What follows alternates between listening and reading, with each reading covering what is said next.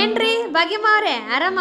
ಓಹೋ ಬನ್ರಿ. ಇದ್ಯಾಕ್ರಿ ಕರಿಮಣಿ ಹಾಕೊಂಡ್ಬಿಟ್ಟಿದ್ದೀರಾ? ಸರ ಏನಾಯ್ತು? ಅಯ್ಯೋ ನಾಳೆ ಲಕ್ಷ್ಮೀ ಪೂಜೆ ಅಲ್ವಾ, ಎಲ್ಲ ತೆಗೆದು ಜೋಡಿಸಿಟ್ಬಿಟ್ಟಿದ್ದೀನಿ, ಅದಕ್ಕೆ ಕರಿಮಣಿ ಹಾಕೊಂಡೆ. ಓಹೋ ಲಕ್ಷ್ಮೀ ಪೂಜೆ ಬಾರಿ ಜೋರು ಅನ್ನಿ.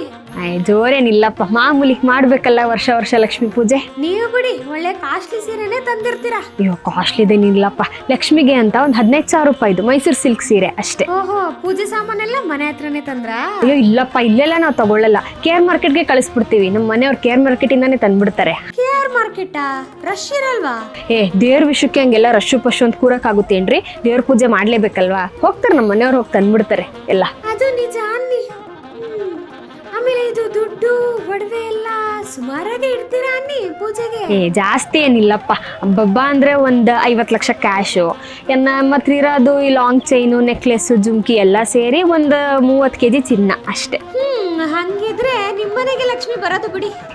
ಸುಮ್ನಿರಿಪ್ಪ, ಹಂಗೆಲ್ಲ ರೇಗಿಸ್ಬೇಡಿ. ನಮ್ಮಂತ ಬಡವ್ರ ಮನೆಗೆ ಲಕ್ಷ್ಮಿ ಬಂದ್ರೆ ಅದೇ ನಮ್ಮ ಭಾಗ್ಯ.